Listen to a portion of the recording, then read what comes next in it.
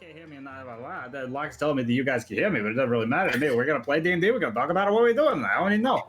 This is one of those scenarios where, like, it's like, what do you do with your hands? Like, right. This isn't our stream. What the? What are we? Where's my car? How did we get here? Dude, where's my car? hi everybody. Hey, friendos.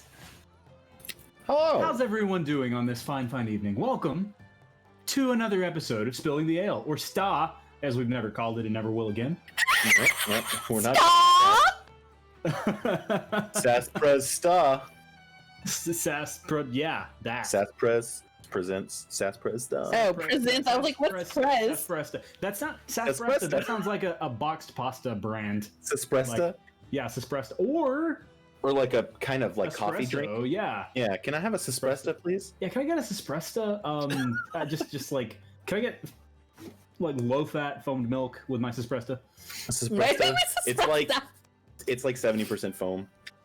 It's all foam. There's all like coffee. Ew.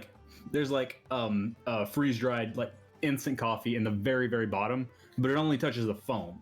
Like, I don't know, doesn't matter. I feel like foam and coffee is the worst. Anyways. I like foam. I like I love a cafe au lait, if that makes like, yeah. Okay. Because I don't like coffee is a lot for me as it is. If I drink too much coffee, my anxiety goes wham. It makes I don't that drink noise. much coffee at all anyway, so yeah. I have no opinion. You are opinionless regarding coffee. You are coffee gnostic. Yeah. Yep. So Eric prefers diet soda. Diet soda. Yet. One of my favorite gifts that we've gotten of Sass is Dorf taking a sip of carbonated beverage. A Diet Pepsi, to be exact. With the straw, the one with the straw in it? I don't think so. I think he's just like... Maybe I just took it. Maybe we haven't shared that with everyone yet. Maybe that's just something. Maybe that's something that I just made myself, and I just look at every once in a while for fun. Just pull it up sometimes. Oh, Dorf, you're too much. Yeah, so I guess I haven't shared that with anyone. I'll have to dig into my laptop and see if I can find it. Or maybe it's a screenshot.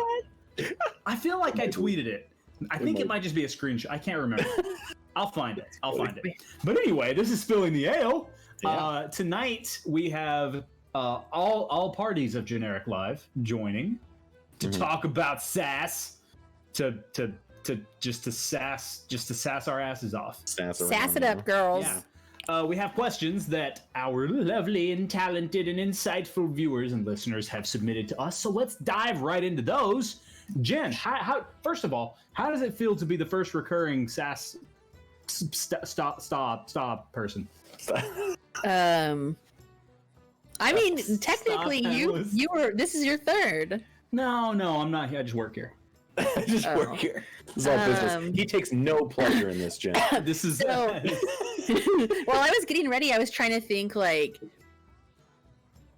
this is gonna kind of start getting a little bit harder because I don't want to give too much of Jendee away, but at the same time, like I want to give a little bit away. Sure. You know what I mean? I feel like it's going to be a fine balance as we kind of go through and add episodes on to what we've already talked about. Right. And then there will also be as we go on, there will also be different stuff going on in the game to talk about. Oh yeah. True. Because we're coming up, spoiler alert, we're coming up on probably the last episode of this arc here in this next episode. So there's going to be some stuff to talk about there. It's not necessarily that's true. The things you've said thusly. Locke using the scared robot emote in chat. So the first question we have, this is the first one on my list, and the first one I'm going to say because it allows me to get a present. Anonymous asks, and I'm going to read this verbatim as it's presented before me. Can you buy the DM a Virtuac Reacity headset? Yeah, can we? And it kind of sounds like I just got drunk and put my Christmas list on our Slido link. I think that's what happened. How do I get myself one of the Virtuacity? Yeah, I want a Virtuac Reacity headset, please. I don't. We're gonna breeze right past this, but it's I don't. Make sure everybody go. I'm not good at virtual reality. It's not really on my list. Virtual reality headset. We need to get some likes on that. Maybe the more likes we get on that one comment, maybe it could actually be a thing, and we could actually. It's gotten 2 since I've said it. since I read it. Our next charity stream at the beginning of the year next year is going to be for It's going to be me. Reality headset. Yeah, it's going to be me with a Virtual Reality headset playing. So that every episode of SAS from now on, he's just going to be sitting there with it on. He's going to be like, "All right, guys." Yeah. And you guys are not going to have virtual reality. It's just going to be me in my world, and the headset's not going to be on. It's just going to be blank. It's going to be. You just can't see anything. It'll have a DM. Like, it'll have one of the DM boards in front of you. It'll be a virtual DM board. That's the only thing. Oh, that's good. That's fun. You're like, hold on, let me. I feel like we should design that. Yeah.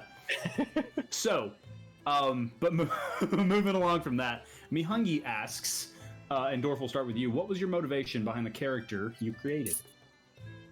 So originally, I created Dorf as a character for myself and my older brother, John, to play in my younger brother's one shot that he was putting together. So I created my character, Dwarf Ironbottom, and then his character is Doof Ironbottom, Dorf and Doof. And it was literally just because I wanted to make two brother dwarf characters that would be really stupid and fun to play with my older brother.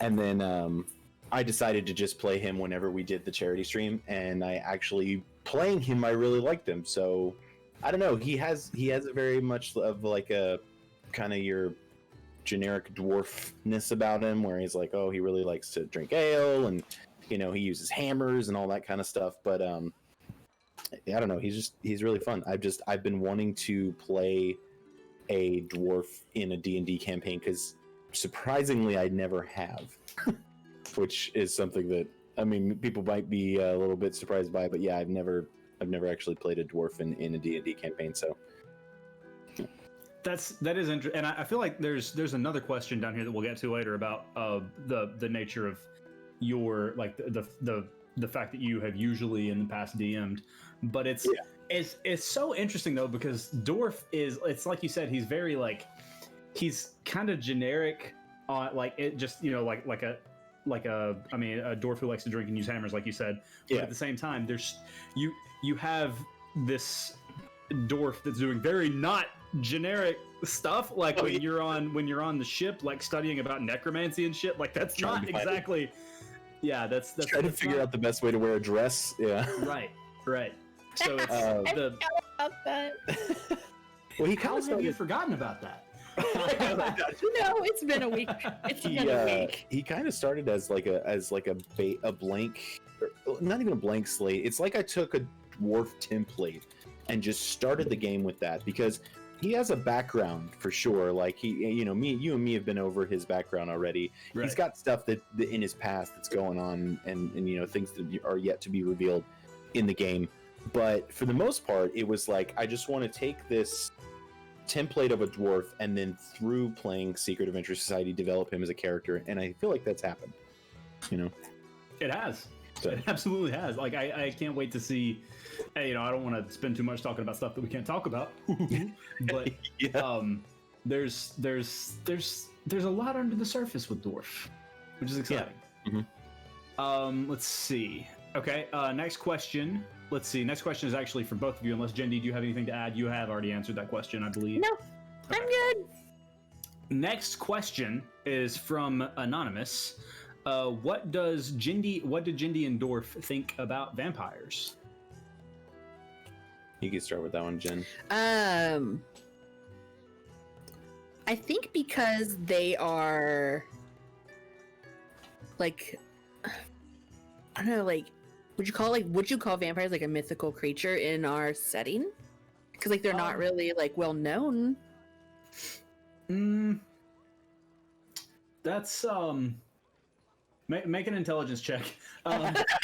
It's I feel weird talking with that level of above game thinking here, but like I would think there's definitely mythology. Like you had heard about vampires, but I don't know if it would be one of those things.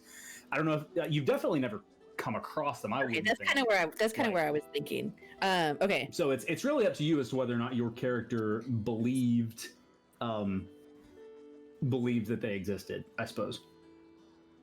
I'm gonna say Jendee's still like skeptical and kind of like, this is all really weird and I don't fully understand what's going on or why this is all going on. Because I don't think, like, kind of like what you, like, that's what I was trying to get to, like, she might have heard of vampires in a story once, but not really, like, extensively, like, Sure. dressed up for a vampire for Halloween. You know what I mean? Like, Right. For Halloween, yeah. Fantasy Halloween. Fantasy Halloween, yeah. fantasy Halloween. Exactly. What about you, Dorf? Has Dorf put much thought into the mythos of vampires in the past, or how do you feel about vampires having interacted with things vampiric in nature at this point? I feel like Dorf would automatically be opposed to vampires just because of his history with the Underdark, in a sense, because he lived in he is from Mithril Hall, which is a city that is in a mountain, and it's like an underground city, and it is actually has connections to the Underdark. That you can, like, was actually a war between the dwarves there, and I think it was the Drow of the Underdark, and so, like, he's had run-ins with creatures from the Underdark, and they're very, kind of just like, or we, probably would suck your blood as well. So I think that he would immediately be opposed to anything that seemed like is kind of evil. And there's other things in his past that people might not be aware of that would make him not really like vampires very much. But I think that he's down for, like, destroying vampires just because of their perceived evilness. Sure. Like he's kind of always ready for a fight in general, but he's especially ready for a fight if it's something with a dark nature. Yeah, exactly, for sure. Locke says probably a reason that he freaking studies necromancy. So, let's see. That question we'll get to later. That question's the big question at the end. Let's see. Okay. This one, Jen, I'm not sure if you were here for this question. Okay. If you could play any other character in the campaign besides your own, whose would it be? I think I did answer that, and I don't remember what I had said. Okay. Well, you can answer again. Probably Q.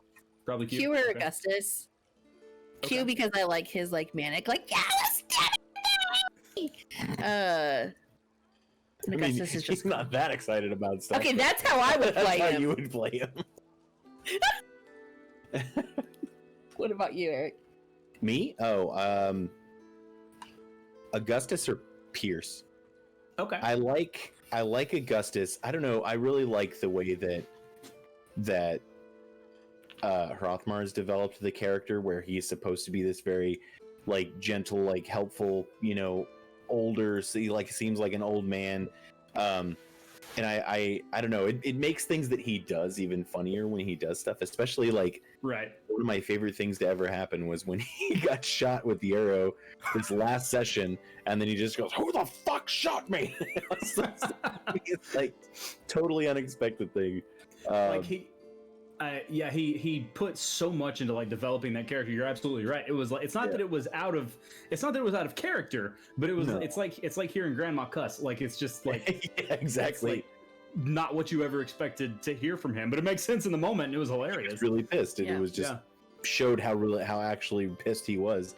And then Pierce Pierce seems like he would be fun just because, like you guys said before, he was based on that Geralt of Rivia kind of, character, and I really love Geralt, and I actually would love to play a character like that. So I think that I probably would have, if I was playing Pierce, I would have kept him as a blood hunter, because I would have gone more towards the Geralt thing than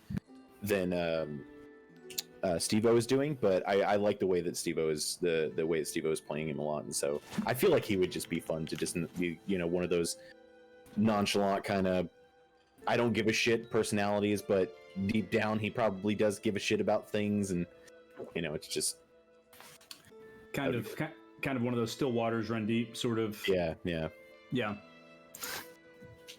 I love those answers. And Jendee, I would very much so love to see your take on Q, as a matter of fact. So, this question is for Eric. This is one that I mentioned a moment ago. What is it like for Eric to not DM and be a player, since he usually is the DM? It's kind of nice. I mean, yeah, it's so I haven't played in a campaign in years, because every single time we get together to play a game with any of my friends or anything like that, I'm always the one out of everyone that knows how to DM and that has the most experience DMing.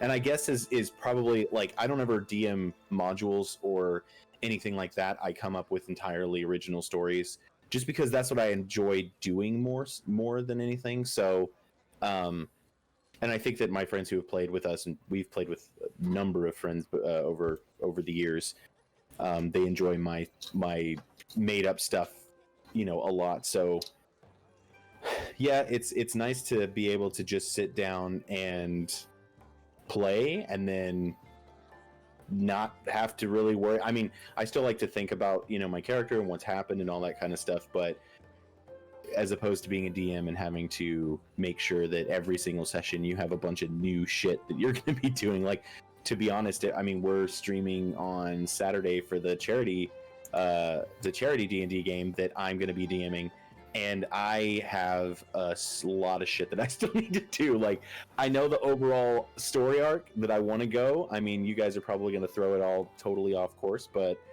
I know what I want to happen, and I started to make some, like, encounters and stuff. And I'm actually drawing the maps by hand. Oh, shit. So, yeah, I'm having to do those, so...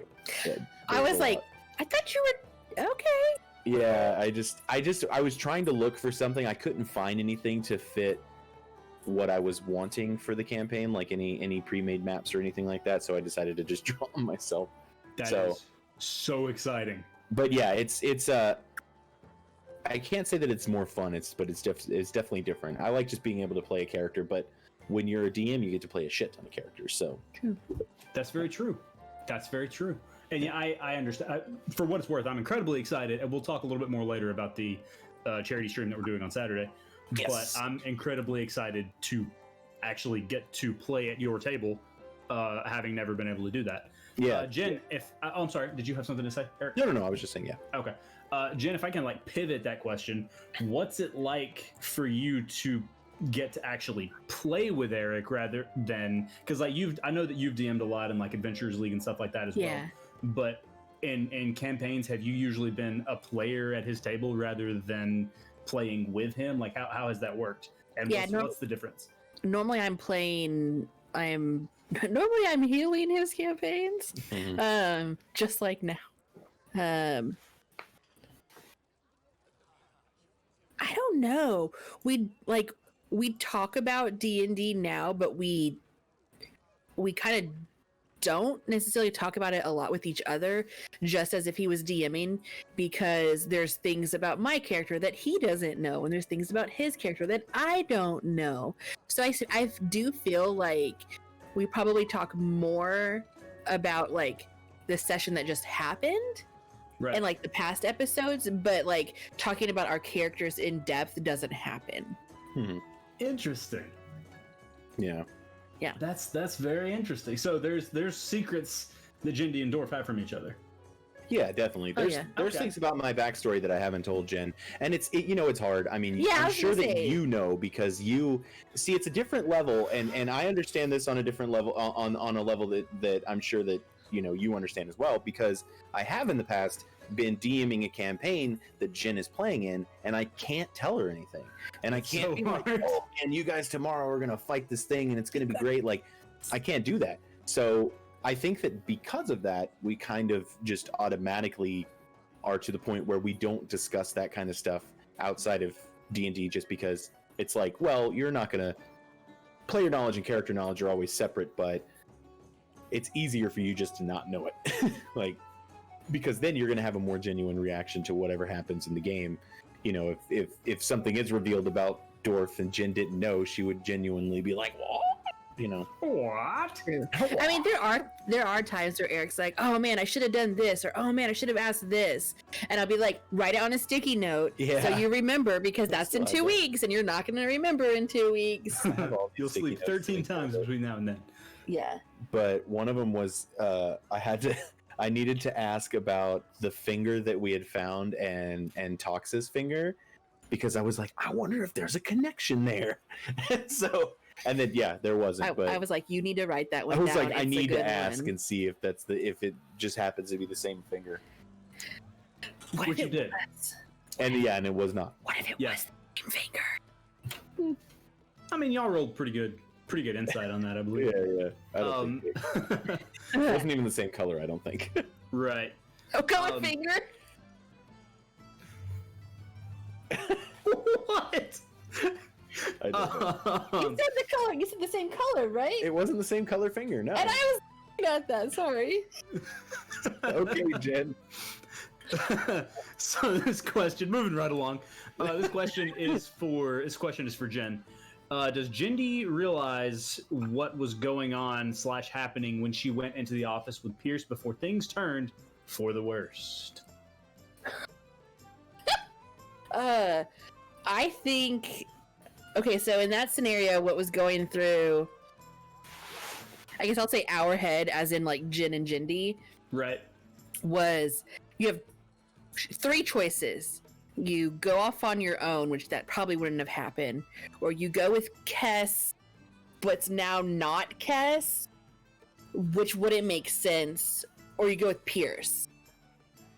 And like Jendee's all about like helping like her friends, so it was like, okay, well, we're going with Pierce then. Like, we're going to help. We're gonna go. I don't know what we're doing, but we're going. I don't think she had any clue what was gonna end up being like. Yeah. And then I think whenever, like, I don't necessarily want to give any, like, are we allowed to talk about the last episode? Because I don't know if there's totally. Okay. So, like, when the magistrate took the vial, like, I think Jendee went into, like, fight or flight mode type of scenario and was like, oh my gosh, like, what, hide him in the closet. Like, super secret closet, get him in there. Because if you think about it, like, she was kind of thrown into, like, the pirate life because of things that happened in the past. So she didn't grow up as a pirate. She just had to kind of adapt. You don't want to necessarily look like a fool, like, oh, I don't know what I'm doing, so... It's not the first body she's disposed of. Yeah. It's not the first time things have not gone the way that they should have gone, and she's had to try to figure out, stumbly, what to do. Really? Interesting. Very interesting. Okay. Oh, I've learned something about Jendee tonight. Well, I think it's easy to forget because of the way that Jen's character is, that she was a pirate and that she did a lot of shit with this crew of pirates. You would imagine that she was with them for a very long time, and pirates do some fucked up stuff, you know. So right, I've been on Pirates of the Caribbean. Shit, I know. You know. Yeah. Wow. That's interesting to ponder and to think about as your party's healer. Having quite the dark past. Most interesting. So, Eric, if I can like pivot that question and spin it around on you, when Dorf first arrived on the scene after the end of the magistrate, what was like after finding out that like things did not go as planned? What was kind of what was Dorf's reaction to that? What was his first thought in that process? Well, first of all, he was already freaked out enough because of Eel. He didn't know that that's how that game worked, because he was asleep the one time that the rest of the group played it. So there was like, he didn't know there was going to be these giant holograms of eels up in the sky, and then start getting shot at by the guards. So like, that was already had him frazzled, and he had, and you know, I as well as he had first thought, well, we fucked shit up. We just you know, blew our cover and everything. But then Jin and Pierce managed to, you know, make things worse. So I was like, oh, okay. What was your reaction? That was I can't remember exactly what it is you said, but you were like, okay, so we're on the same page. Like nobody's mad at us anymore, right? Yeah, exactly. Me and I've thought about that because they fuck shit up a lot worse. Right. I thought about that several times this week, as a matter of fact. Just like that glorious moment where you screw up horribly, but someone else screws up worse, and you're like, You're like, yeah, look at that. Look over there. Look, I mean, yeah, I threw up in this corner, but someone pooped over there. So, like, go pay attention to that. You guys blew our cover by playing eel. They killed the magistrate. So Right. No, I didn't. Someone is dead. You caused his death. I don't know what you're So about. that was just, I think it was just one of those, like, you know, fuck, how are we going to fix this? Like, that was, it's very much like he wouldn't dwell on it until maybe later, because it's like the situation calls for a solution at the moment. So it would have been like, we need to figure this out right now, and then later we could just be like, so you remember how we killed that really important person in town? Like, right. And Dorf, like, for Dorf's character, like, and me thinking about it, he has an alarming balance of knowing, like, and it's not really what you'd expect with this character. Like I said, it's very alarming, but he's got this great balance of knowing when he wants to attack the immediate problem and when he wants to plan for problems in the future. Like when he wants to, like, think about what is to come. Like he strikes a really fine balance there, which is, like I said, not really something that you would expect from him. It is kind of weird, and I honestly think that the latter of those two things was more developed recently, because, you know, at first he was very much like, if you think back to the very first episode when you were introducing all the characters and we were like, that situation was happening where those tendrils were grabbing people and people were screaming, and Dorf's first instinct was to pull out one of his warhammers and go towards the danger. Right. Because he was just like, whatever that is, I'm going to go fucking, you know, over there. And now he's to fight. Yeah. And now he wouldn't seek it out as much as he would try to figure out what is going on. Whereas, you know, in the situation we're in now, we're like, okay, well, we need to figure out how we can get into this giant spooky mansion and get to the bottom of this situation, rather than just saying, let's go find some vampires and beat the shit out of them. You know. It's very interesting. This question is also for you, Dorf. Just real quickly, Anonymous asks, how excited is Dorf for his dress?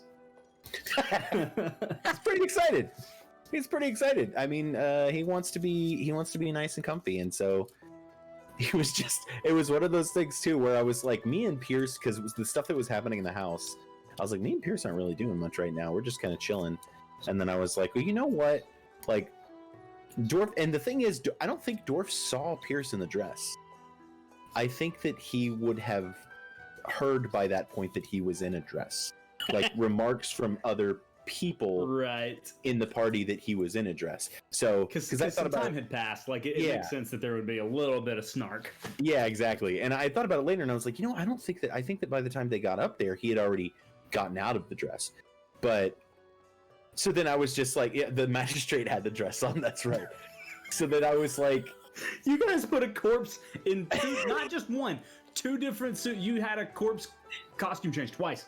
Anyway, I'm sorry, you were talking. Killed a seemingly innocent person, and then, you know, took away their dignity in death by putting them in a freaking outfit that they might not have wanted to wear.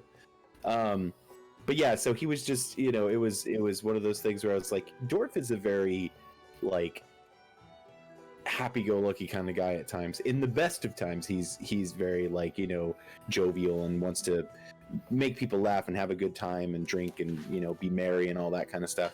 And so he seeks out those things that would bring him comfort, even if it's something as, you know, like wearing a dress. So it's like, okay, well, you wore a dress.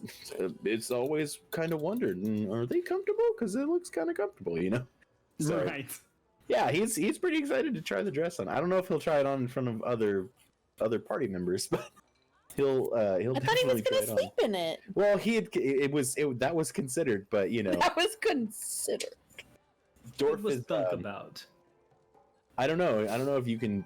I don't know if that's enough to convince Dorf to not sleep in the nude. Does he like the nude? What? Is he a fan clearly. of the nude? He likes sleeping. Yeah, he likes sleeping in the nude. Well, he likes waking in the nude as well. If I recall some of the, if I recall, I'm trying to think of like 1, 2, 3, 4, 7 or 9 different, very very comedic scenes in not very many episodes. We've only done 13 episodes, but very many of Dorf's scenes have been nude. Yeah, he's at his most comfortable. He's at his most comfortable when he is not wearing anything. And more power to him. Next question: is Dorf ever going to set up an OnlyFans? No, I'm kidding. So I've already addressed this on Reddit when somebody commented on a picture that we had posted there, and I said OnlyFans never. No, only dwarves maybe.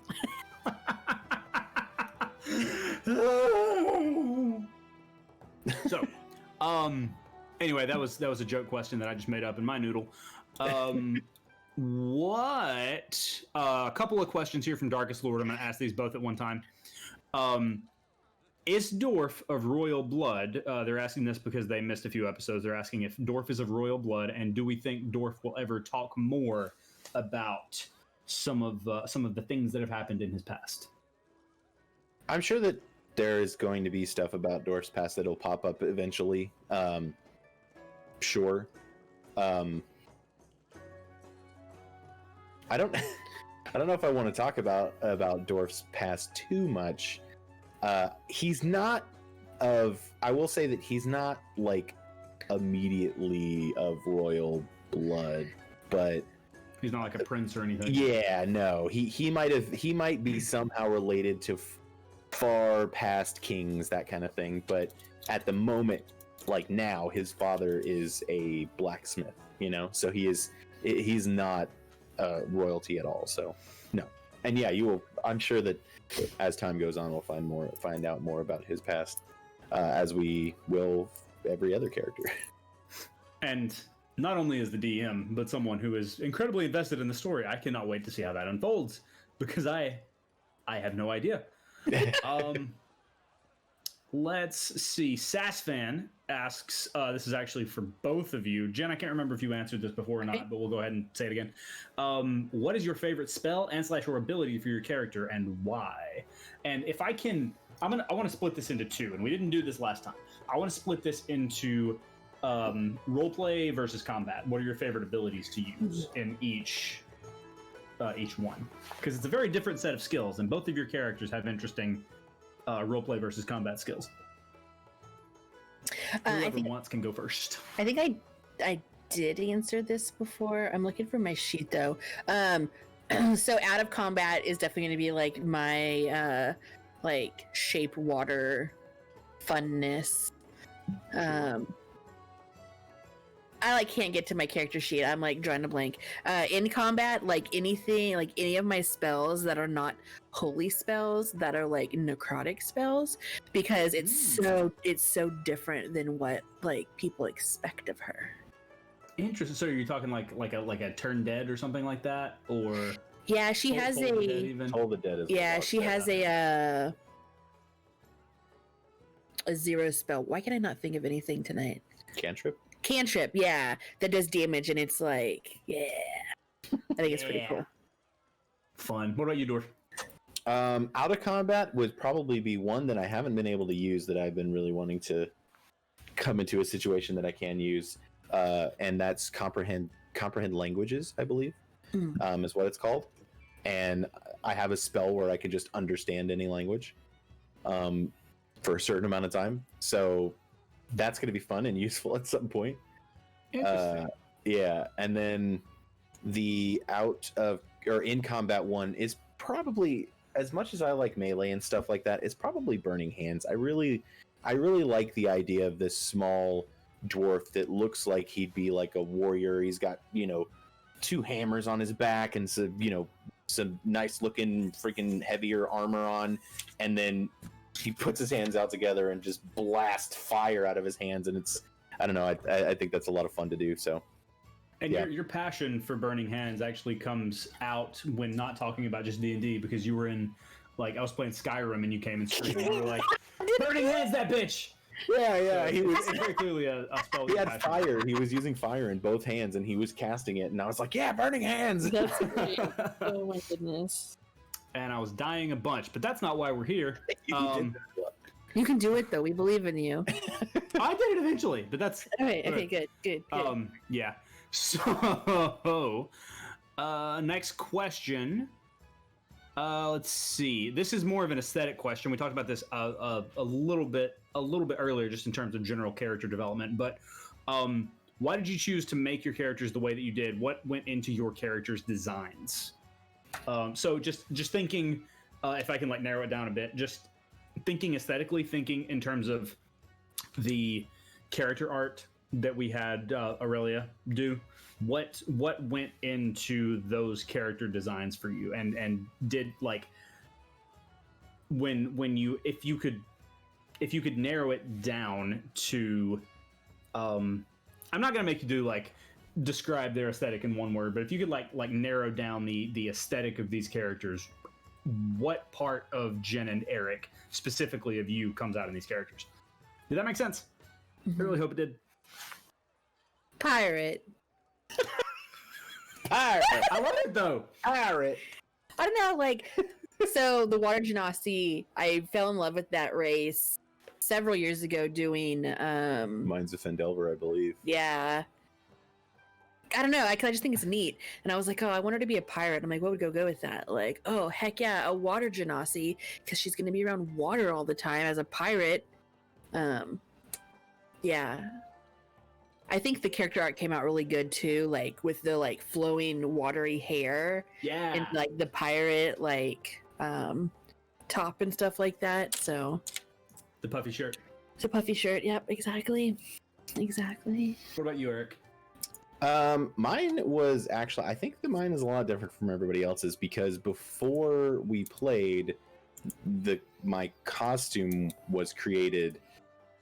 So my costume was created not before I played Dorf, because technically I played Dorf in the first charity stream we did.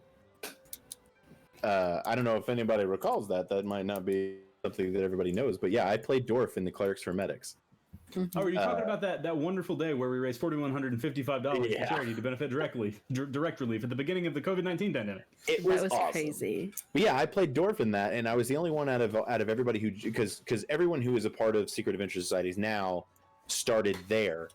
That was the group that we were like, oh, let's bring these people. We're going to bring all these. You guys came to us, and we're like, let's do this, D&D charity stream. And then after that, we were just like, we had a really great time, and we've got really good chemistry together, and let's continue to do this. And that turned into Secret Adventure Society. And so everybody else re-rolled new characters, and I was like, you know what, I'm just gonna pull Dorf over into this session because I really liked him and I wanted to play a dwarf. And on top of that, I was working on this cosplay because eventually for BlizzCon I want to wear it to BlizzCon, the costume. So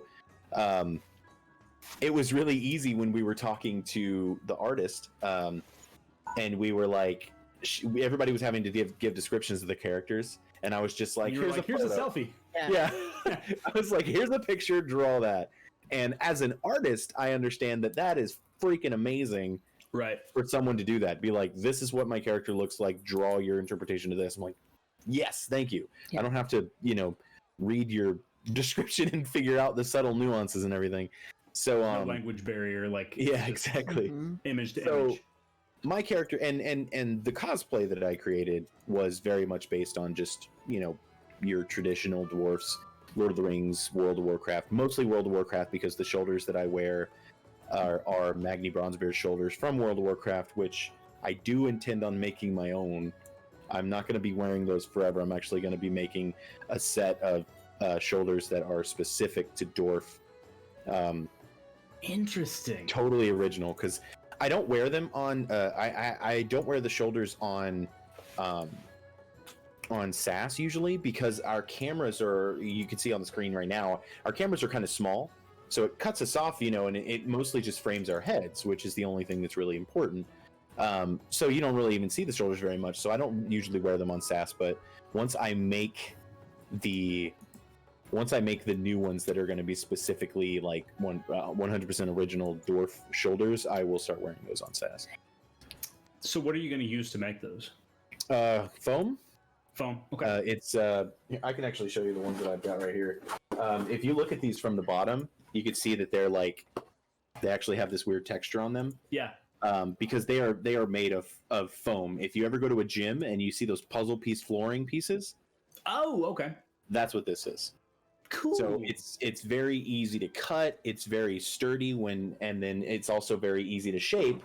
It's also because cost effective. It is cost effective too. Yeah, it's Which is like very four or 5 sheets of that is like $20. And they're pretty big pieces. And you could shape it by heating it up with a heat gun and then bending it to shape and then letting it cool. It'll retain the shape that you bent it to. So yeah, Very fun. I cannot wait to see that. Next question, and this is always a fun one.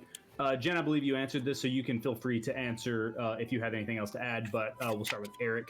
What type of preparation goes into getting ready for a session? That's from Anonymous.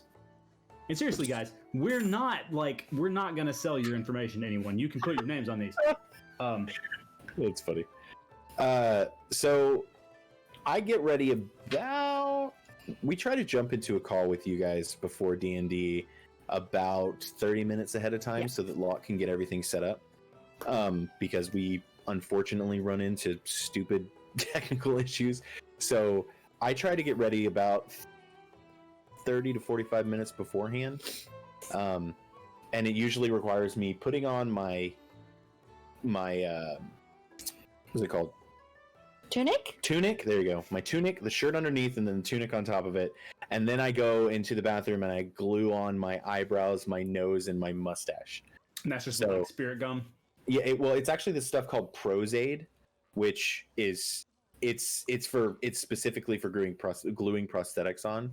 Okay. So technically, he puts the glue on and then walks around for 5 to 10 minutes. So the way that you're supposed to do it is you put a layer on in the certain areas. So I put here, because I have a mustache already, I have to glue the mustache to the outsides of my mustache because that's how I keep it on my face. Oh, wow. Yeah, so because otherwise I can't glue it onto my mustache. So I put glue here, then I put it across the bridge of my nose and then above my eyebrows. And then you let it dry. And he walks around with like white stuff. Yeah, it's like, so silly. My face. And then you let it dry. And then you put another one on, and then once you put the second coat on, you put the pieces onto my eyebrows on and my nose and all that kind of stuff. And then I put my hair in a wig cap, and I just after that I usually sit there for like 30 minutes or so. And all the while Jen is getting ready. Jen actually takes like 45 minutes to get ready, whereas you would think that I would take more time because I have prosthetics on and stuff, but I don't. I see that. Jen's making a face. Blue eyeshadow is hard, y'all. That's true. I bet it is. It gets everywhere. She has to worry about makeup. I don't necessarily. I have to make sure that my nose seam is blended, and that's pretty much it. And then, right before we hop into the call, I put my beard on and then my wig, and that's it. So, it takes me about maybe 30 minutes to get ready. It's not too bad. Okay, well, so for like that cosplay looks like it takes about 2 hours to put on. But I'm glad. That's good. Right. What was that, Jen? I want to ask a follow-up question. Okay. Okay, this is actually to both of us, but like after the stream is over, like how quickly are we out of that? So after every stream, for the most part, we hang out. All of us are, the SAS crew, we hang out in the call and we talk for, sometimes it's just 10 minutes, sometimes it's like, 30 minutes, sometimes we've gone on for a few hours. Some of us have to dip because it's, bedtime or they've got other things they've got to do. But for the most part, we'll just sit and chill and hang out and chat for a little bit. And during that, it's like everybody's turning off their lights. And you see Hrothmar in total darkness, and he's just lit up by the screen because he's got his lights off and stuff. And I'll studying like every single mechanic of every single boss in WoW ever. In WoW, yeah. Pretty much. And I sit there and I take my wig off and my beard off, and I start immediately once we're offline. I start peeling my eyebrows off and peel my nose off and stuff while we're chatting. So it's horrifying to watch. It really is. No, it's not. I've done plenty of theater. I know how that works. It's immediately after we're offline because that stuff does get uncomfortable after a while, you know? Yeah. So yeah. It's like the mustache, the way the mustache sits right here, the top hairs will tickle my nose. And so I'll like have to like, and whenever I'm trying to scratch my nose, I'm reaching in through the nostrils of the prosthetic nose, trying to scratch my nose, and it looks like I'm picking my nose, and I'm like, I swear I'm just scratching my nose. It's like that Seinfeld episode. Oh yeah, when he was doing that, like he was scratching his nose. Yeah, pretty much. So, but and then Jen, you said it was for you too. Oh yeah, like same thing. Like it's like immediately like wigs off, wiping it off. Yeah, it's been funny because like we've like gone to bed and Eric's like, you still have like all your makeup on, and I'm like, she's just like, oh, whatever. It's a pillowcase, it'll wash out. It's fine. So this is for both of you, Elder Kane, and this is one of my favorite questions that we've gotten here on Spilling the Ale so far. What are your characters' happy places? What brings them joy? Jen, I don't believe you answered this one. I think this came in last week. I believe I did answer, but I can answer it again. Okay. So for Jendee, it's going to be either sitting on the shore near some water, or like sitting like on the deck, kind of like looking over the water. That would definitely be her happy place. Something aquatic. Yes, very much so. Okay. What about you, Eric? What is Dorf's happy place? What brings him?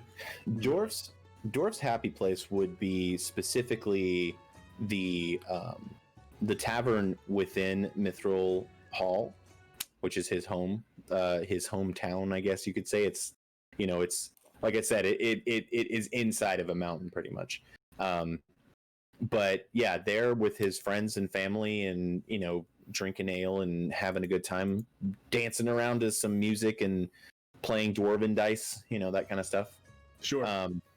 So yeah, that's just, and he still gets some kind of comfort whenever he's in that situation with his friends. So I think as we go on, it's going to be more and more like, he enjoys the time that with this group where they are just relaxing inside of, in a tavern or something. He honestly probably would have enjoyed himself a lot more if he wasn't suffering from exhaustion when they were in that bathhouse. Like, sure.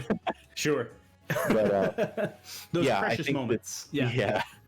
Just he's the kind of person that he likes. He's not afraid of adventure. He's not against going into battle and stuff like that. He was a fighter. He was actually a part of the guard for the town for Mithril Hall. He was a guard, a part of their army for a very long time, for years and years. So he's definitely seen battle, and he has that military discipline. But he also just he just likes to relax and have a good time, and so usually found in taverns, specifically the one in his hometown. But it's kind of like it's funny because I always say this: if you watch the Harry Potter movies, the first few Harry Potter movies are always my favorite. The first 3, because it's these kids discovering and living in this magical, fantastic world. There's not so much immediate danger. The whole world isn't crumbling around them like it is in the later movies. And I understand the need for that, and there's like this huge thing that they have to this thing that they have to overcome and to fight against. Like, I get that, but I appreciate more them just living in this amazing world and just being there and being happy. And so I like watching those first movies because I like seeing that more so than the later movies where they're fighting Voldemort and there's this huge war going on. And I think that Dorf is very much similar to that, where he's like, I like being in this relaxed, happy, spending time with friends and family rather than being in the heat of battle. There's so much character development, so much to learn from how characters from characters' formative, relaxing moments, if that makes sense. Like the things.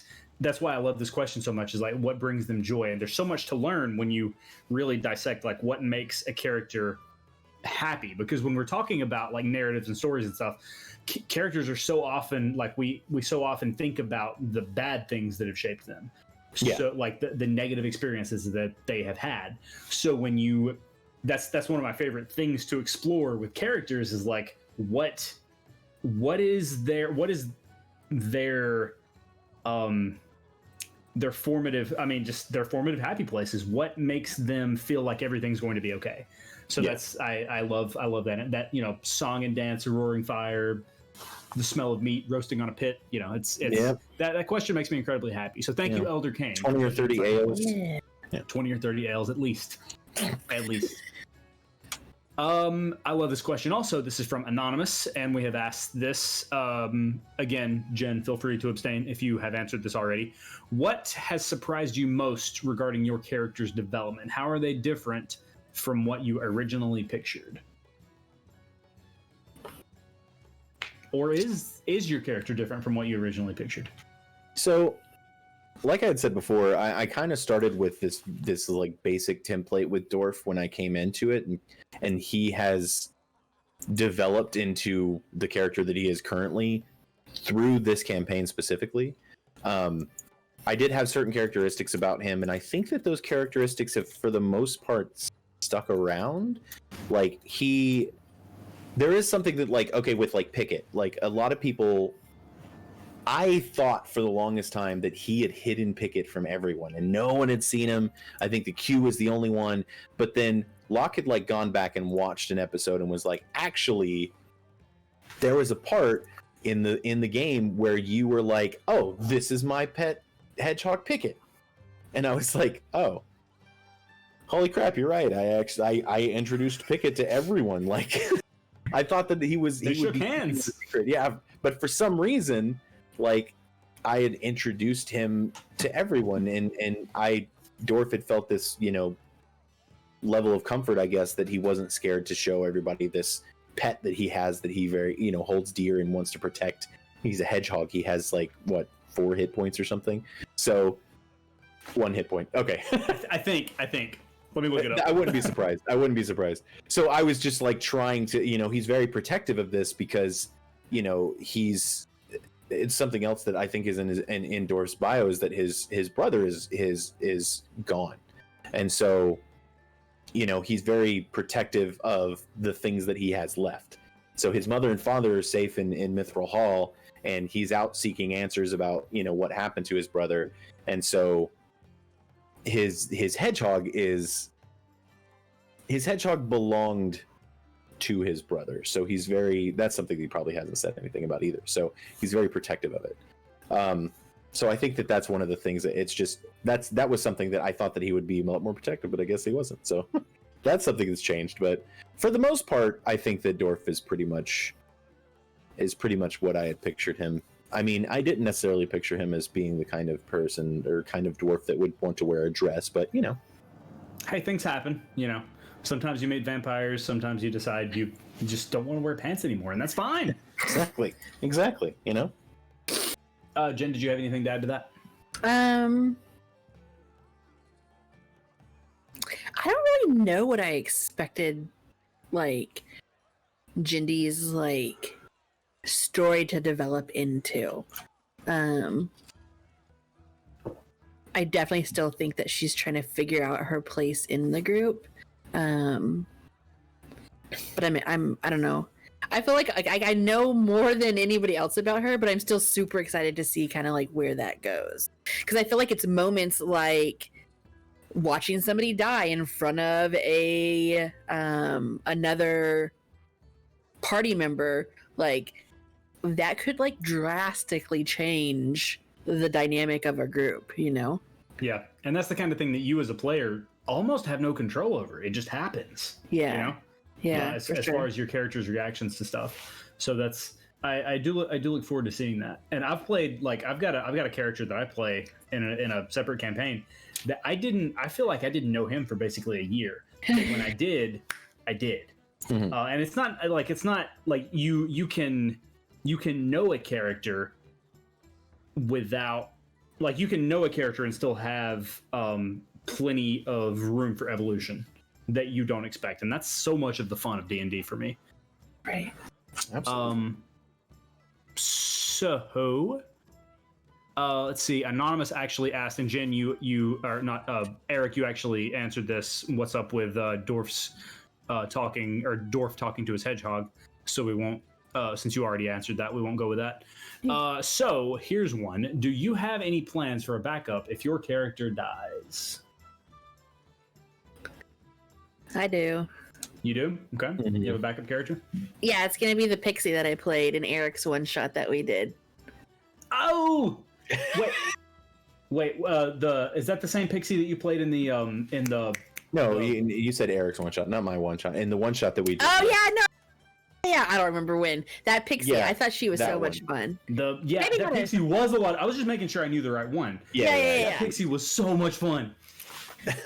Like maybe Okay. not maybe obviously it would depend, like the homebrew race would have to get approved, but if not a pixie, like Exactly. something along that kind of How like do I kill hypermanic. Jendee? But I don't know, like would that fit in? Would that fit in with like Q being kind of like that? I don't know. We'll see.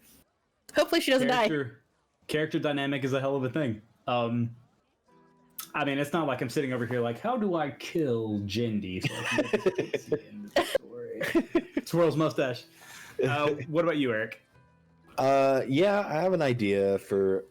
To be honest, I've got ideas for characters out the wazoo. You know, like I freaking come up with D&D characters all the time. There's one that I've been really wanting to play that I kind of figured if something ever happened to Dorf, I would, and it wouldn't be a dwarf, which I think a lot of people would expect me to be like, I'm playing an identical looking dwarf because I have a cosplay, but I think that the cosplay, like I said, I if I make another character, you're just, if he dies, Dorf dies, and I make another character, you're going to see me like this during SAS. I'm not going to be dressed up anymore, you know, Right. because I'm not going to make a cosplay for my other character because I just love dwarfs. I always wanted to cosplay a dwarf, so that was just like, oh hey, I'm playing a dwarf, I'm going to make this cosplay.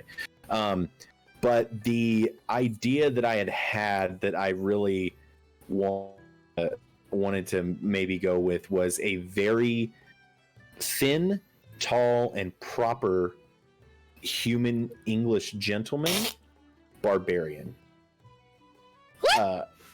You have told me about this. Yes, I have told you about this. I love that with all my heart. Yeah, I really wanted him to just be this, like, he looks very proper English gentleman almost, with a monocle and stuff, but he is a barbarian, and like when he just goes into his barbarian rage, he's just like,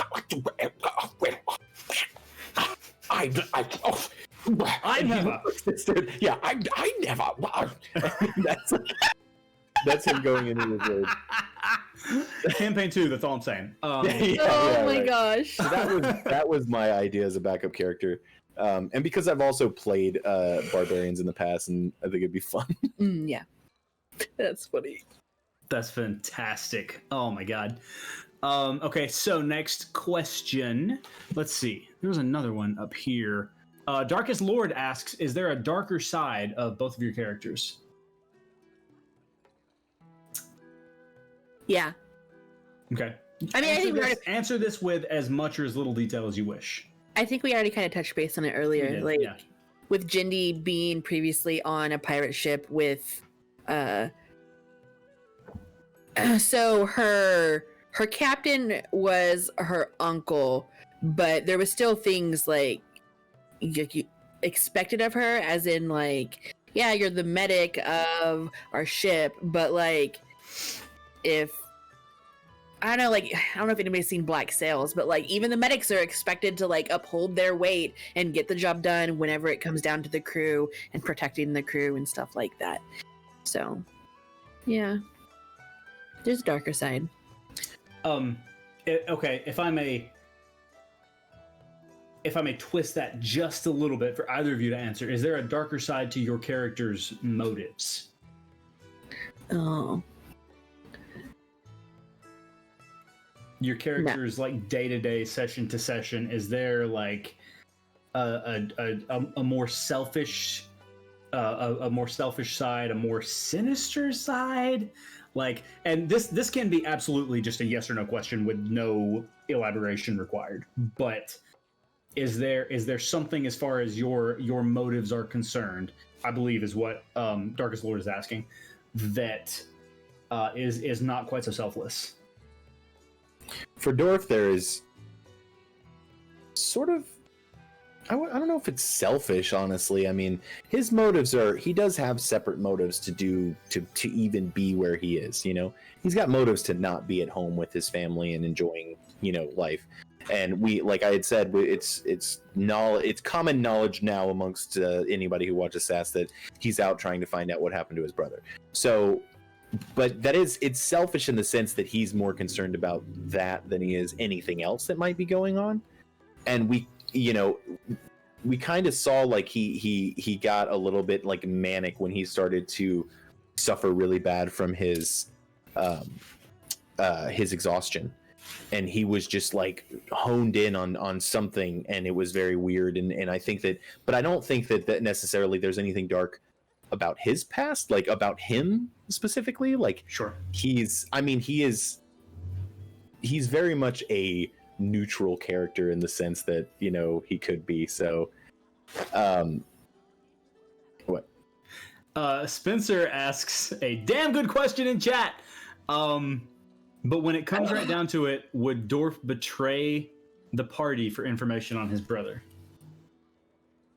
You don't know? Okay, you can abstain. You can abstain. Yeah, I really couldn't say right now, because it's at this point in the journey, it is very possible. It is very possible, because we have only known each other for what, a few months now, as a group, or maybe even like, how long have we known each other?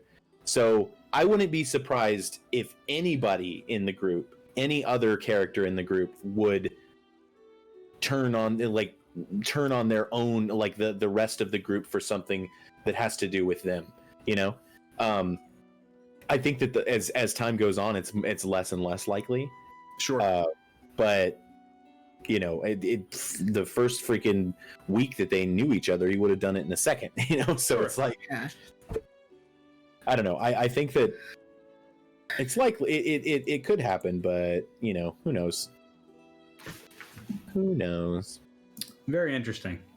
And I feel bad because so many times I end a question with like, very interesting, but as the DM, there ain't a lot I can say.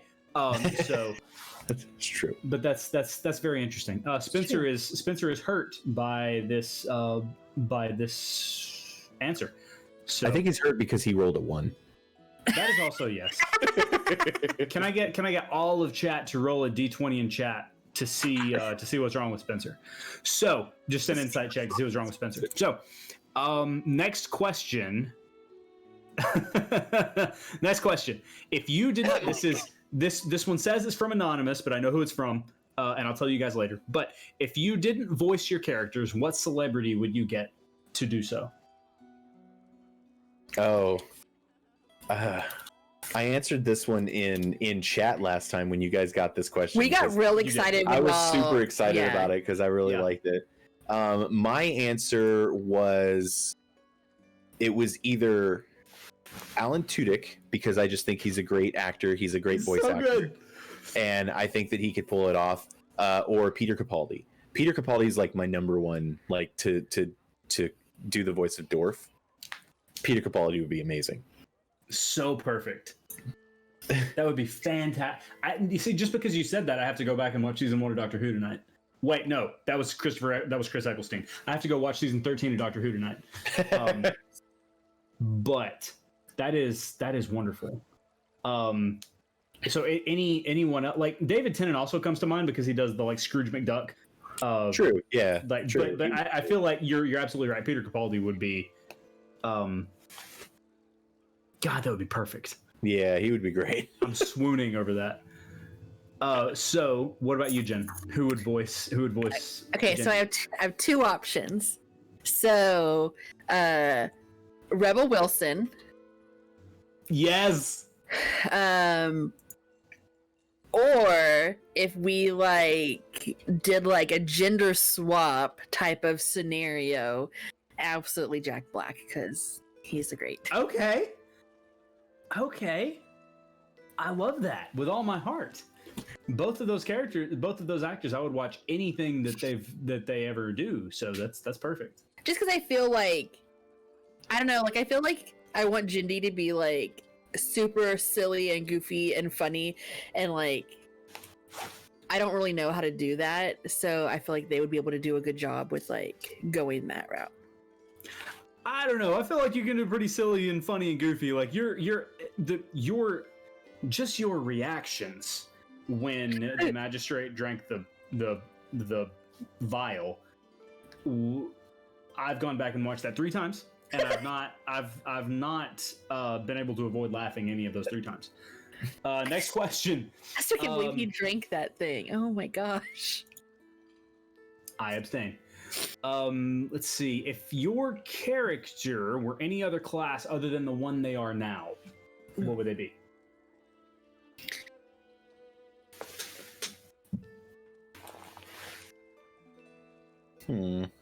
That's from Anonymous. That's a tough one because I feel like he fits into the. I don't know. His class is Eldridge Knight, so he's a fighter that knows and is. I like to think of him as a fighter that is learning magic, because he doesn't have a lot of magic spells, and I don't think that he's great at it either. He's not really fantastic in magic, so he's more of just like this fighter, this warrior that has been learning magic on, and it's actually a part of his backstory as well, as to why that's happening. But I feel like he may be a barbarian or just, I don't know, regular fighter. That's love to see Dorf rage. Yeah, I think so fun. I think that barbarian, because he's definitely a melee kind of guy. Like he's totally. Definitely like he would be that kind of guy. So I think maybe barbarian. I love it. Jendee would probably. My first thought was like a paladin, but I think that's too pure. So like maybe a wizard. Okay. I don't know. I could see really Jendee, I could totally see Jendee as a wizard. I could also see Jendee with her background as a rogue, maybe. I thought rogue. I feel like that would be a good one too. If the stats lined up, that would be cool to see at some point. But like I don't know. Cool. That's very rad. Next question. Let's see. The barista asks, "What would your character get at Starbucks?" Mm-hmm. Jendee would probably get tea, Perfect. An iced tea, or like a pink drink. What kind of tea? Like white tea, black tea, green tea? Probably green tea. I feel green like tea? She would be like, yeah, like an iced green tea or a pink drink. A pink drink. Nobody hate on the pink drinks because those are the absolute. Delicious. They're the perfect beverage. What about you, Eric? What would Dorf get at Starbucks? Dorf would like search around underneath the counters, like underneath the frozen thing, to see if there was like a grape juice that fell under there 5 years ago. A grape juice 5 years ago? Yeah, it was fermented enough to actually be drinkable by him. Or Perfect. Just black coffee. Oh, that's funny. Yeah, Locke is saying in chat, grape juice like a juice box. Yeah, they do sell that in boxes, Locke. As a matter of fact, they sell wine in boxes too. Yeah, exactly. That's what I'm saying. It's a nice boxed Cabernet, maximum efficiency. Cabernet. This one is for both of you. What is your favorite moment of the campaign so far? That one's hard because there's moments that are the most fresh in your memory, or the moments that you seem to like the most. Like this question can absolutely divulge into you guys just spitting out a bunch of random. It doesn't have to be constricted to one. You guys can just throw out a bunch of random ones. I love at the beginning when like I like froze in the bathhouse underneath the water or whatever it was, and I froze the thing, and Kess was like, but like how do we get out? Like what do we? And then I was like, oh crap, I don't know. Oh, okay, let me fix it. Like that was just very like manic. Like, oh my god, do it.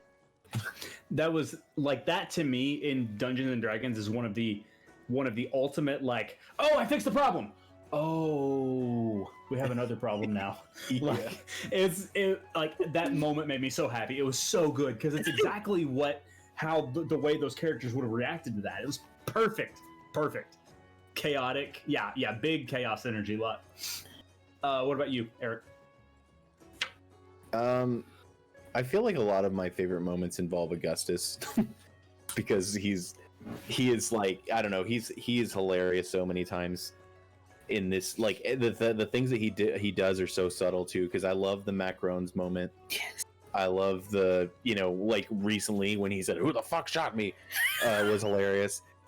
My apartment was really funny. Like, I don't know, he's one of my favorite, if not my favorite character in the campaign. But as far as Dorf, I love Dorf's interactions with all of the other players when he is naked.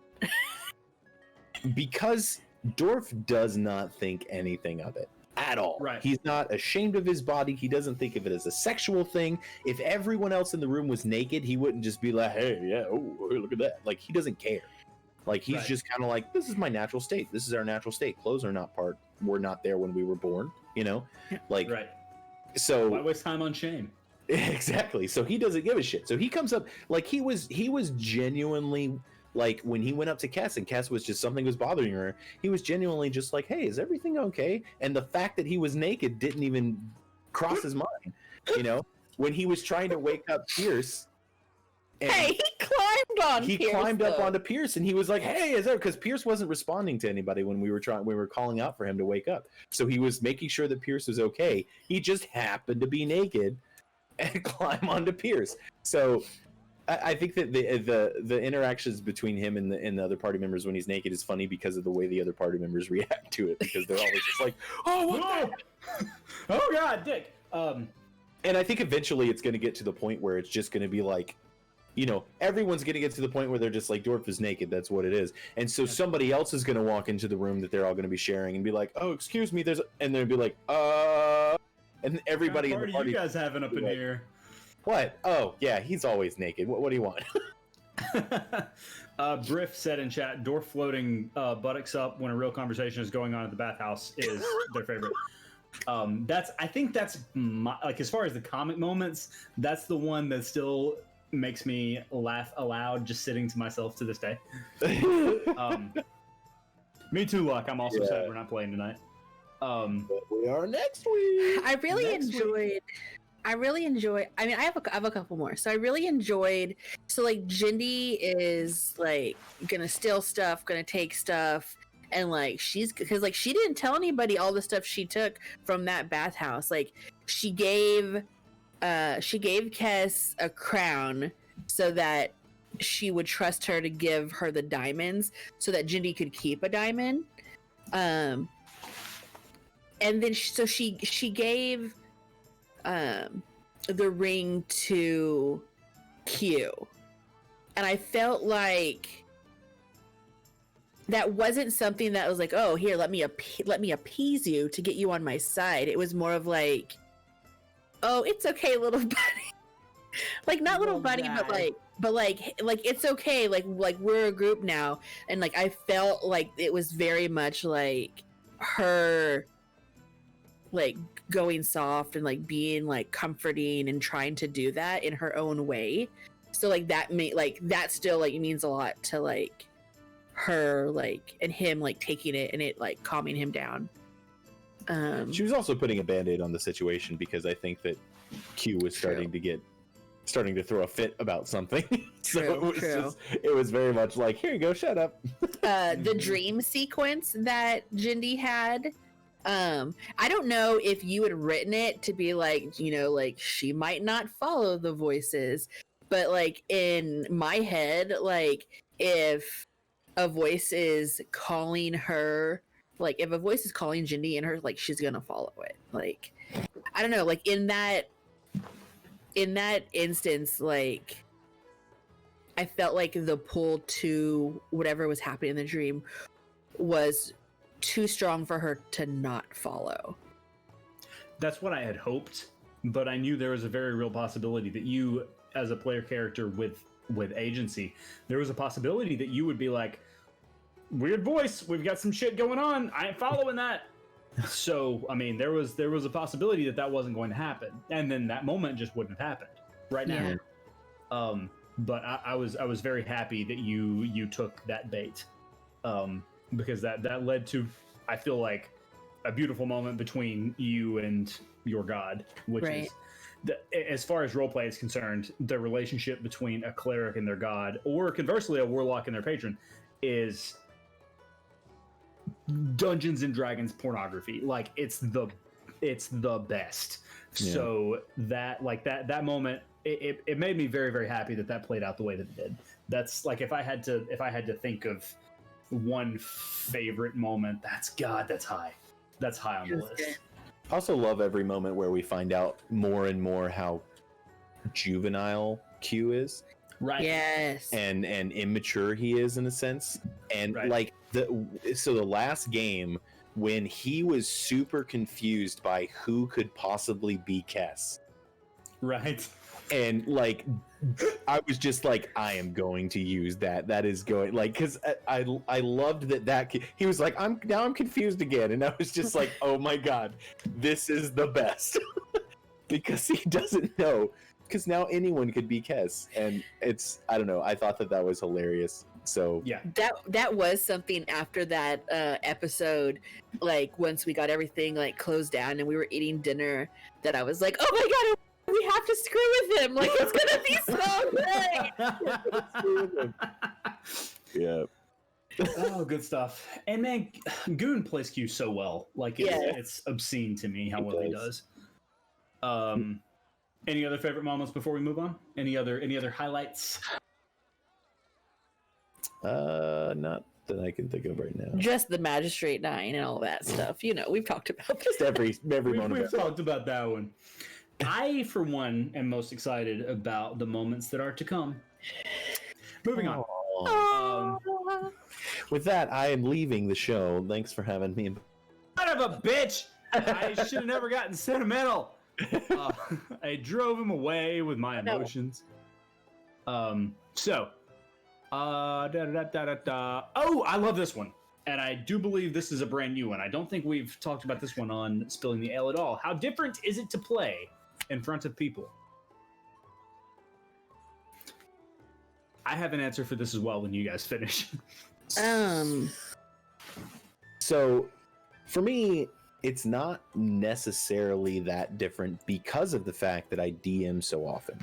So, I play in front of a lot of different people whenever I'm playing in front of different groups, and like it is different because you have people in an audience and they're chatting and all that kind of stuff. But as a DM, I've already gotten past the point where, and it's also as a streamer in general, gotten past the point where you're shy and embarrassed about stuff. You know, I'll sit there and do a stupid, ridiculous voice, and for the longest time when I was first started DMing, you know, I'd be like, oh, you walk up to the town's guard and he's like, hey, what are you guys doing here? Why are you, there's not supposed to be anyone here, you know?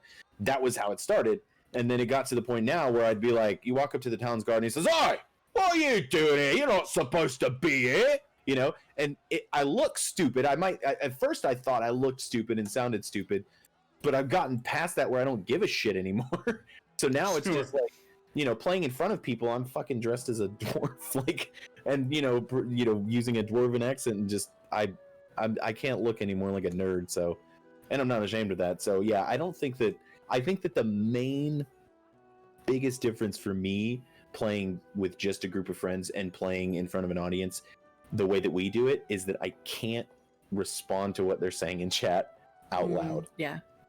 And I, as a streamer, love talking to chat. That is the best thing about, like, it's one of my favorite things to do in our stream and in any stream. So not being able to turn around and respond to what they're saying, I think that's the most difficult thing. That's one of the biggest reasons why I don't keep chat open during a session, is because I can't look over at a comment and be like, oh, well, let's derail everything that we're doing so I can talk about this thing because I want to. Yeah. What about you, Jen? So if nobody knows what the Adventures League is, it's pretty much you can go to like a local comic book or gaming store, and on certain days during the week you can just like walk in with your like Adventure League character who's like has his own level and everything, and just sit down and play. So Eric and I did that for a while, and we played with a lot of different people, both DMing and just sitting down in games. So I think that helps a little bit in this scenario. But also, especially when we're playing D&D, sometimes I forget we're streaming. True. I just get so like excited and like, what am I gonna do? Or like, oh, let me look up this spell. Or like, oh no, that's not the spell I would want to use. And like, I just get so like enamored in like the world and like what we're doing that like, honestly, like I forget we're streaming sometimes. Because That makes me so happy. I'd say 100% if the cameras were off and this group was still playing D&D together, we would be exactly the same. I think so too. Without fucking. Jen and I wouldn't be in costume. Right. Right. Y'all ain't gonna dress up like that for us. Yeah, but it would be exactly the same. You are literally watching Sass. You are literally a fly on the wall in one of our D&D sessions, because that's exactly how we would be. It would be, we're not trying to ham it up for the viewers or anything like that. We're just playing D&D and having a good time as a group of friends. And, you know, we're inviting you guys in to be spectators and, you know, to enjoy the story that we're trying to tell. But I think that it would be exactly the same. So I do too. Yeah. It's, as far as like how it is to play in front of people, first of all, we cut our teeth in a very spectacular way, as we mentioned before. Our very first time playing D&D together, all of us, besides me and Locke and Goon, all of the rest of us, the first time we ever played D&D together, we played for 5,000 people on the front page of Mixer and raised a substantial amount of money for charity. And that, like, so as far as, I was incredibly nervous about DMing in front of people, because I was like, okay, I've not been doing this too long, so this is going to be very nerve-wracking for me. But the fact that we did that in front of that many people, and the fact that we all felt so comfortable around each other, and there was that safety net of each other, that it was not that much, apart from the adrenaline of it was substantially different probably than it would be if we were just playing by ourselves. But the fact that stream happened and that led to what Secret Adventure Society became, it's that was a very good a very good introduction, a very good sort of I don't know, tipping off point for us, I feel like. Yeah. So that's why it's, you know, it's the weeks that we don't have Sass. Before we started doing Spilling the Ale, now it's much better. But before we started doing Spilling the Ale, I felt like naked on the weeks that we didn't have Sass, if that makes sense. So it's a very different thing for me, and I can say with 100% honesty that this group and my other group that's doing Out of the Abyss right now, like D&D and the people around D&D, and then by proxy, the people around Sass who actually watch and enjoy the story we're telling, have helped me get through this nightmare hellscape of a year. Oh yeah. So, if I may get so, sort of sappy for a moment. 100%. And one day, we will be playing in front of an audience at a convention. Yes. 100% believe that. I hope so, man, because that would be so much fun. That would be so much fun. PAX South 2022, maybe? I don't know. Sure. I'd love to try. We could honestly, the PAX South is really good at taking like suggestions and like, or you can apply for panels and stuff. I've done panels at previous conventions here in town, so Well, I wouldn't put it. I wouldn't put it in the realm of impossibility No, for not us at to all. be able to do that. Yeah, no. Some of the most fun I've ever had was like doing a podcast live at a convention. It's one of my favorite things ever. Okay, so moving on just a little bit. Let's see. Miss Curry actually in chat asks if she can be a SAS groupie at that con. Absolutely. Absolutely. We'll have a chair in the front row for you. You can have half of your face. Half of your face is like as Kess, and the other half of you can be Jendee. She bring foamy Right. drinks, Or you could do half Dwarf if you want. or half Q, half Augustus. That would be the most interesting combination, I think. Oh yeah. Just in terms of symmetric. Anyway, so this is from Anonymous, and we are getting close to wrapping up here. This is from Anonymous, and you've talked about this a little bit already, Eric, but where is Dorf from? Mountains, Valley, cold, hot. So you've said that he's from Mithril Hall, sort of in the mountains.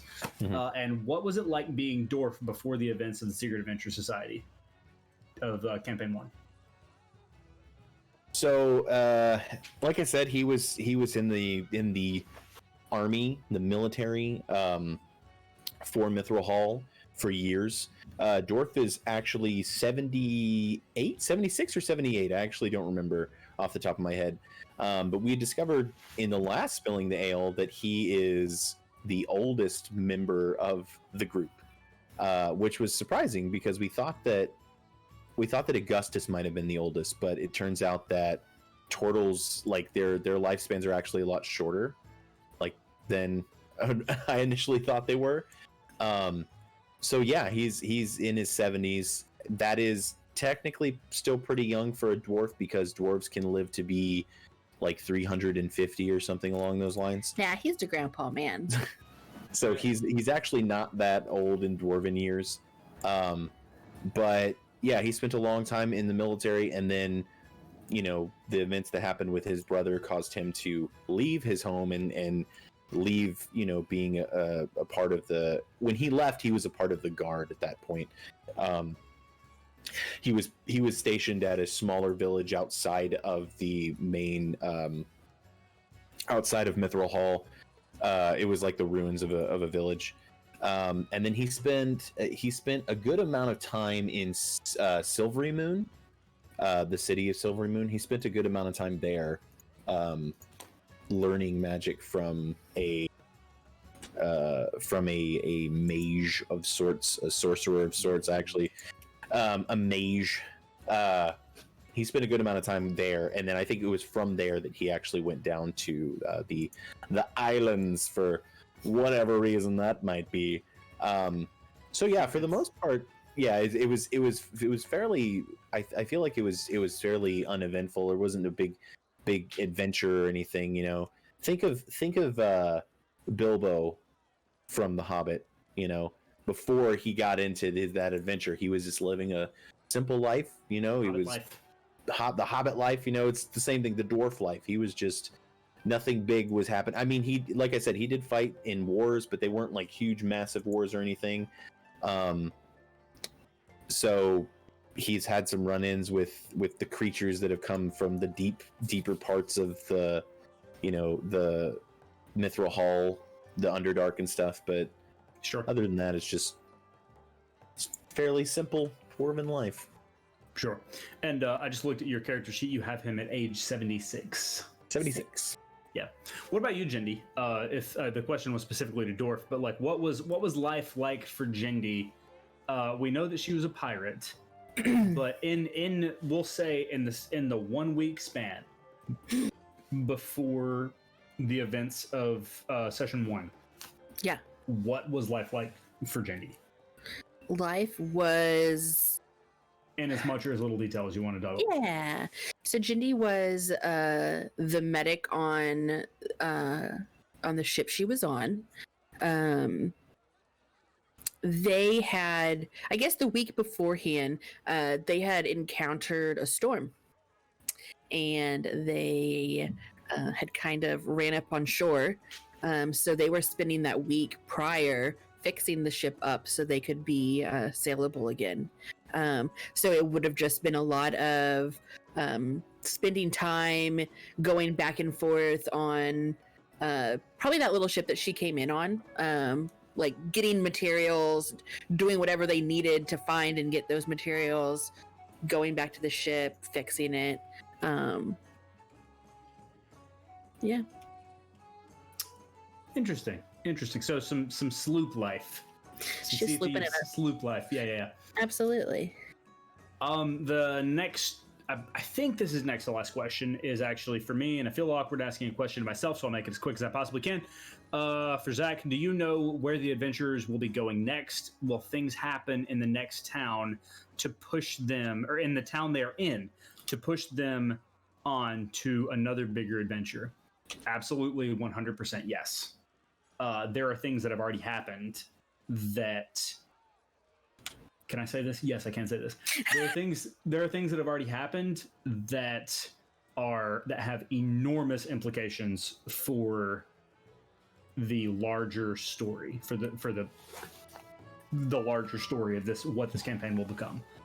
And there are things as far as like there hasn't really been anything yet to explain the next adventure that I think they'll go on, but and like I said, things it's D&D, so you never really know, right? But yeah. There are things that have happened already that will have enormous implications for the way the campaign will unfold and the way that it'll look like when it's over. And there are also things that are going to be happening, like... Fuck, what can I say and what can't I say? I feel like Locke's over there. She's all, yeah. Tell me more, please. Yes.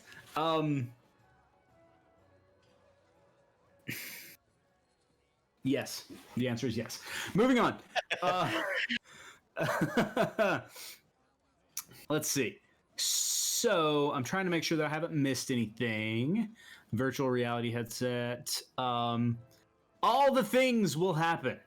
Like I said, in all likelihood, the next episode of the Secret Adventure Society that will happen a week from today is, like, you guys have been working on this vampire story for quite some time, like 3 months, if I'm not mistaken, or more. So, like, the next episode will probably be the conclusion of, well, conclusion is a loose term in D&D, but the conclusion of that, at which point it'll be time to move on to something else. So it's interesting. Locke has told me to check my Twitter DM, so you guys talk about whatever the hell you want to talk about. She called me Zap, yeah. Well, yeah, that's my WoW-Tunes name. Zap Brannigan? Zap Brannigan! I'm excited. I'm excited. I'm excited for what's to come. Oh, I am too. And I had not forgot about that question, Locke. As a matter of fact, we're going to say it next before we go into the final question. I arranged this in order for a reason. I've done this stuff before. So, before we dive into the final question, Darkest Lord wants to know, do you think that eventually Jendee and Dorf will end up together as Jen and Eric are? Look at Darkest Lord always come in here being like, let's get that juice. This. Spill that ale, mofos. Sail the ship. So Eric and I have had the conversation with each other as well as the rest of the group. Our characters most likely would not be in a relationship with anybody, and if they would, it would be with each other. However, I don't think that they would get together. Yeah.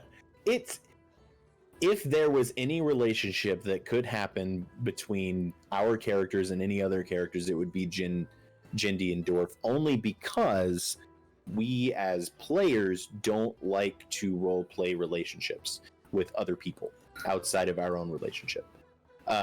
It's just something that we just don't feel comfortable with, so we don't do it.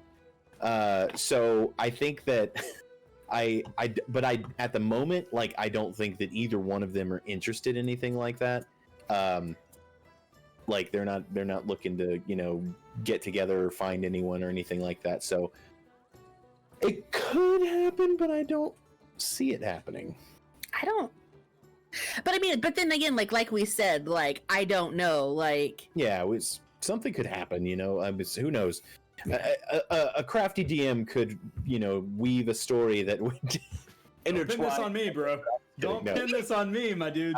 I don't. I'm not asking you to do that either. I don't want that necessarily to happen. It's just it could, but I don't know. Right now, I think right now Jendee views Dorf as just another party member, just like everybody else. I think that's the next question, isn't it?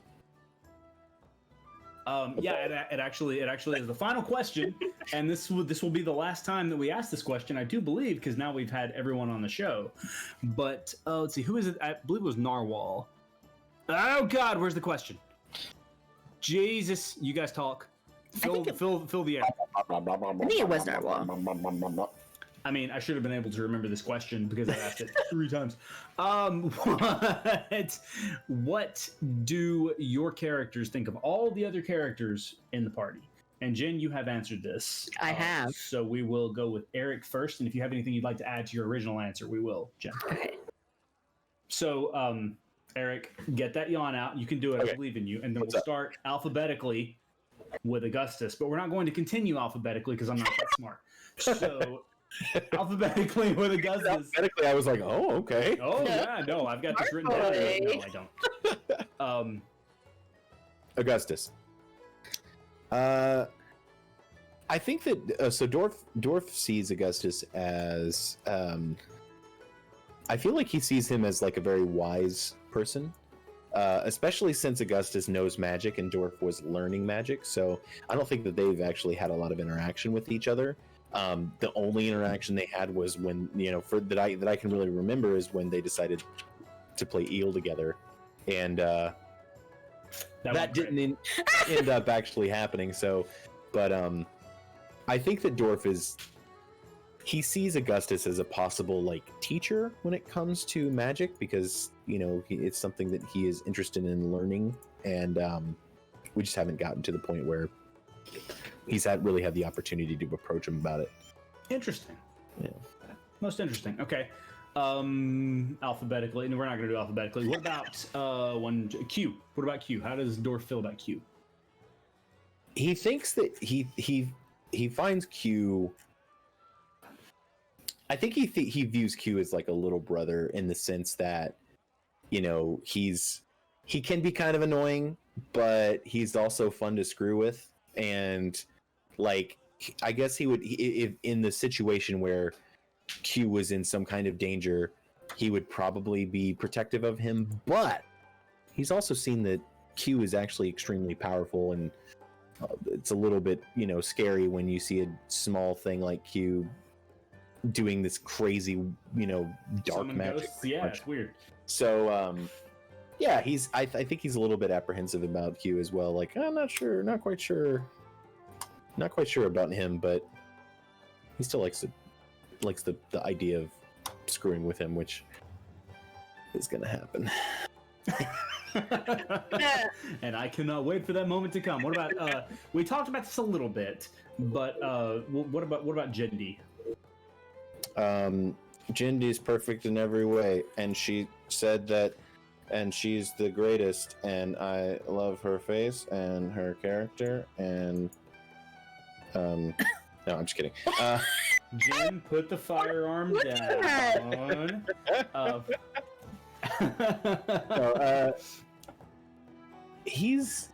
think that he's kind of interested in finding out like a little bit about what she's about, because it's always good to know a healer. So right. I think that that's kind of like Pierce had said, you know, Sivo had said about Pierce, like he sees her as like, oh, I can use her, she can help me by healing me. So I think that he sees her in that way, but also the bits about her piratey background are definitely something that, like we had said before, is kind of unexpected from like a cleric. You know, you wouldn't think that a cleric was going around being a pirate. So yeah, it's definitely something that he's just he doesn't know everything about her, but he's actually interested in finding out what her past really is, because because it's so intriguing, really, I think. Yeah, it really is, and it makes sense that he would be curious about that. Yeah. What about Kess? I think that he sees Kess as a very, like, he could tell that something's up. I think that he could tell that something is going on with Kess, especially when she's just, she always seems very like interested in that whole thing with her flower, and the time that I think he's only seen it like maybe once or twice, I believe, but she's, and then like when he could tell that something was bothering her, and he was actually going up to her and being like, "Hey, are you feeling all right?" I don't know. Nude. Yeah, I don't know why, but he actually has this, like, he sees Kess in a way as he sees Kess as somebody that for some reason he feels like he wants to help, and I don't know. Yeah, I'm not sure what it is, like, because there's something about her, like, she doesn't seem defenseless, like she doesn't seem like she can't handle herself, but right. I think that he just senses that maybe there's some kind of, for some reason he feels like maybe she's dealt with something similar to what he's dealt with involving his family and that kind of stuff, so Interesting. It's some unknown thing it's just kind of, he's like, oh, because they haven't been necessarily chummy or friendly or anything like that, but he's also, he's just very, I don't know, there's this weird kind of connection that he has with Kess that I don't think that she has sad girl vibes, that right. I don't think has been developed very much, but at the moment he sees her as someone like, oh, I wonder what her deal is. I wonder if she's, she knows what I'm dealing with, that kind of thing. Interesting. I look forward to seeing how that plays out. Yeah. Finally, Pierce. How does Dorf feel about Pierce? So Pierce is probably the one character that Dorf is closest to, and I think it's mainly because they are always rooming together, and I don't know why or how that happened, but they always just seem to be in the same room together. And it's not necessarily because they have anything in common. I think that they've just gotten to the point where they're comfortable with each other. So it's like, they didn't go into their room one night and then be like, oh, hey, I like video games. Oh, you like video games? Oh, me too, man. Oh, yeah, cool. It would be weird if they did. Yeah. Like, yeah, I know. But there wasn't like a connection like that. It was more just like, they spent so much time around each other in the late hours of the night when they're in their room doing whatever, they would be doing before they go to bed, like Dorf reading, a book about magic or something, and friggin', I don't know, Pierce counting his money, whatever he does, to the point where they've just gotten comfortable with each other without actually doing a lot of talking and stuff. So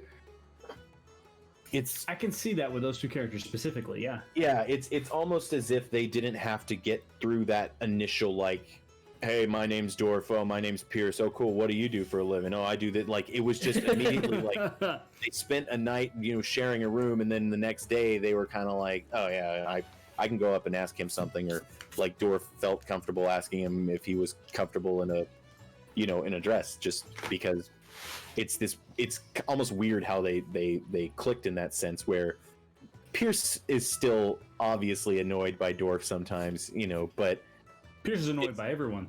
It's kind of like, it's kind of like this. It's kind of like your best friend, where with you and I, like, say you and I as two people, Zach and Eric, I would be worried that I could say something to you that would make you angry, or that would piss you off, or that would offend you, or something like that.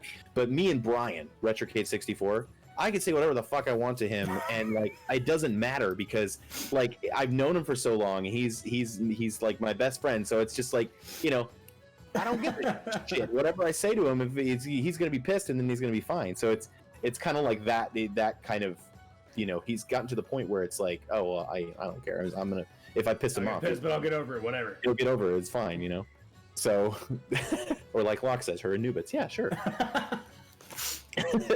So yeah, I feel like that's the relationship with Pierce, and it's really, I don't know, it's really cool to have that kind of character relationship in a game, that he feels comfortable going to Pierce for whatever.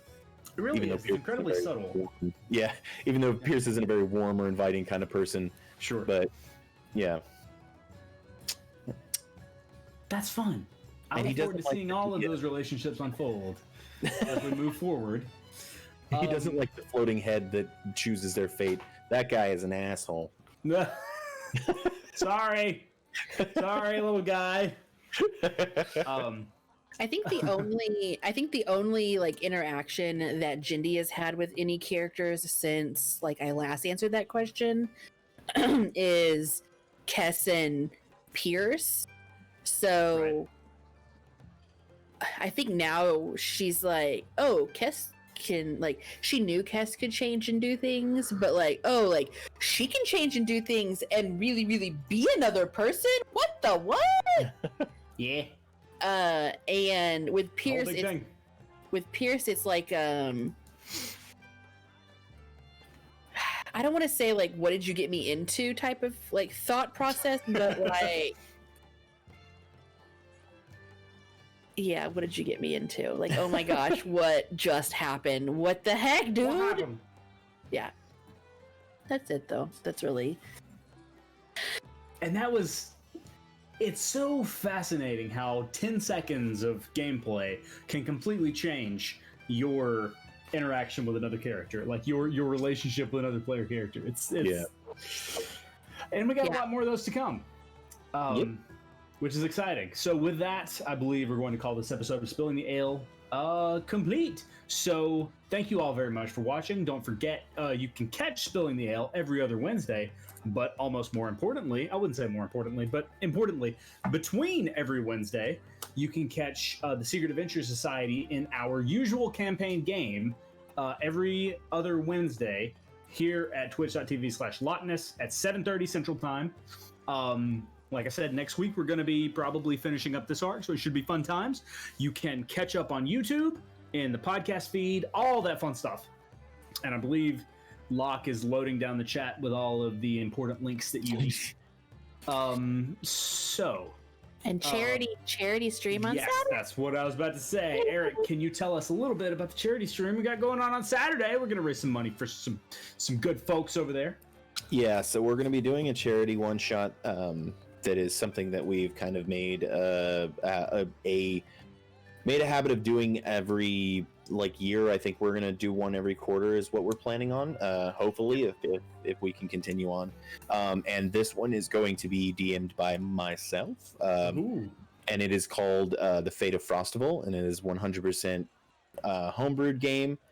Jen and Zach and Locke are going to be in it, and then we are going to have some very special guests, Asika and Maximus Rake, who are two other awesome streamers, are going to be joining us for it. Everyone is playing a halfling, and they work in for a man up in the northern region of the planet that they're on, and I'll let you connect the dots. But anyways, it's going to be a lot of fun, and we are raising money for a charity that is very close to home, because it is a charity that was started by Jen's cousin, who is a cancer survivor, and he had, when he was given his Make-A-Wish, he made the wish to start a charity to help other kids who were sick to receive distraction tools for when they are in the hospital, having to be there for chemo or whatever, their long stays in the hospital. So they get TVs and monitors and video game consoles and controllers and video games, and they take them to hospitals and put them in the wards so that kids have video games to play and upkeep Xbox Online and all that kind of stuff, their Xbox Gold passes and all that kind of stuff. So it's really cool. It's a really cool charity. It's really awesome that he was able to start a charity with his Make-A-Wish. So we are very happy to be able to have the opportunity to raise some money for them. So excited. I cannot think. I've been trying. I cannot think of a more selfless thing to do with something that's supposed to be just for you. They said it was the first time any Make-A-Wish was to do something like that. Start a charity. Make-A-Wish had never done a charity type of thing. They had to figure out how to start. They had to figure out how to do that. Keeping them on their toes. Yeah. That's, like I said, it's absolutely incredible that he did that, and I look forward to our little SAS family being able to do something to help. It makes me so happy. And I've said this ad nauseum, and I'll continue to say it forever. But it makes me incredibly happy that Secret Adventure Society began as a way of raising money for charity. It's like, of everything that we've done, it's the thing that I'm the most proud of. So, on that note, on that slightly emotional note, we're going to call it an evening. Thank you all so very much for hanging out. Jen and Eric, do you have anything else to add? Nope. Wear a mask. Wear a mask. Be safe. Real quick, would you like to tell them where they can find you on the internet and the things that you do? Twitch.tv/generic live. We stream video games there a few times a week. I don't know what, 4 days out of the week. We play a lot of World of Warcraft. Sometimes we dress up as dwarves. And we are part of the awesome World of Warcraft guild, the Loch Mess. You might have heard of it. Might have heard of it a time or two. And tomorrow we're doing our first raid. We are doing streaming it. Yeah, we are going to be streaming it. So if you guys want to watch it and you're not going to be in the raid, you can watch us streaming it. We're not going to be talking very much because we're going to be focusing on the stream. On the raid. Sorry, electronic splits and all that. Focusing on the raid. But yeah, still. Hope to see you guys there. All right, that's all for us. Thank you so very much. We love you all. Please be safe. Hope to see you next week at our regular session of the Secret Adventure Society. Be safe, wear a mask. Meeting adjourned. Love you all. Bye.